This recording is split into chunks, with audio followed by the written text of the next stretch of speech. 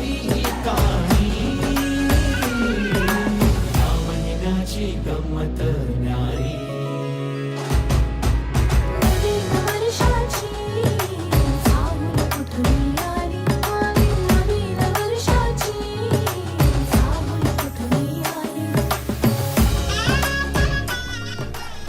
बाबा, आपण गुढीपाडवा का साजरा करतो? अगं आज नवीन वर्षाची सुरुवात आहे ना. इनफॅक्ट गुढीपाडवा म्हणजे आनंदाची सुरुवात.